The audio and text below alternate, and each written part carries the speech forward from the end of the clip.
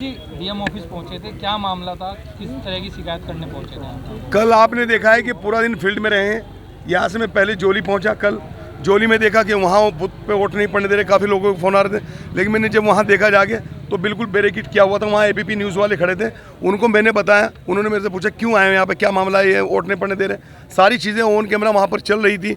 उसके बाद में किसी भी तरह की वोटरों के ऊपर ऐसा जुल्म था, ऐसी ज़्यादती थी कि जैसे कि यहाँ पर लोकतंत्र बिल्कुल ख़त्म होता दिख रहा हो, इस तरह के हालात पैदा हुए। और चुनाव कराने की क्या जरूरत थी, किसी को प्रमाण पत्र देना था ऐसे देते। हम लोगों को परेशान किया, वोटरों को परेशान किया। फिर वहाँ के बाद में ककरौली पहुँचता हूँ, रुड़गली पहुँचता हूँ। रुड़गली के बाद में ककरौली पहुँचा। ककरौली में आपने देखा है कि सब कुछ, जब मैं वहाँ पर गया तो सब लोगों की ये शिकायतें वोट नहीं डालने दी जा। पहले मैं एक बूथ पर गया, वहाँ पे जब तक मैं खड़ा रहा लगभग 10, 20, 50 वोट जो भी पड़ी हैं उन्होंने उनको बुला के डलवा दी गई। लेकिन जैसे मैं वहाँ से आया वो भी तुरंत वहाँ पे उसको फिर बंद कर दिया गया। उसके बाद में लोगों ने कहा भाई आखिर हमें वोट डालने की आज़ादी क्यों नहीं। जो प्रशासन कल तक वोटरों के लिए इतना काम करता था कि प्रशासन वोटरों का स्वागत करता था, प्रशासन वोटरों के लिए स्कूलों को सजाता था, प्रशासन गुब्बारे लगवाता था, उन्हीं वोटरों पर आखिर पुलिस पिस्टल तानने पर क्यों मजबूर हो गई। ये एक पुलिस वाले के हाथ में आप आधा भी देख सकते हो, ईंट का आधा लिए खड़ा, वीडियो में सारी चीज़ें, पिस्टल लेके भागते ककरौली की महिलाओं के ऊपर। और उल्टा ककरौली के ही निवासियों पर 100-125 पर मुकदमा लिख दिया गया। क्या उनकी ये आज़ादी नहीं वोट डालने की? इस लोकतंत्र में उनको आज़ादी थी वोट डालने की।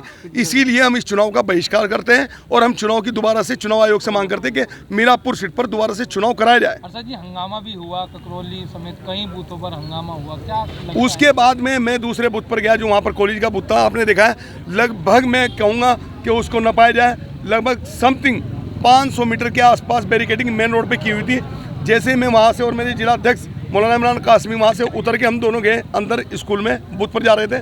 आधे भी मैं नहीं जा पाया था, 250-300 मीटर भी नहीं जा पाया था कि तभी बाहर से ड्राइवर का फ़ोन आया कि आपके बेटे को थप्पड़ मारे और लट मारा है। मैंने कहा कि मैंने आगे बाहर पूछा, मगर इंस्पेक्टर साहब HSO सिविल लाइन जो है आशुतोष, उन्होंने लट मारा। और जो सिपाही खड़ा था वहाँ पे जिसकी नेम प्लेट नहीं लगी थी उसने 3-4 थप्पड़ मारे बेटे को। बेटा 9th क्लास में, 13 साल की उम्र है। कल से इतना मानसिक वो परेशान है, उसको ले जाके फिर इतना पूछने पर उसको गाड़ी में किस तरीके, आपने ऑन कैमरा सारी चीज़ देखी है, गाड़ी में किस तरह डाला गया। एक क्रिमिनल के साथ भी ये व्यवहार नहीं होता जो एक स्टूडेंट के साथ में कल आपके सामने किया गया।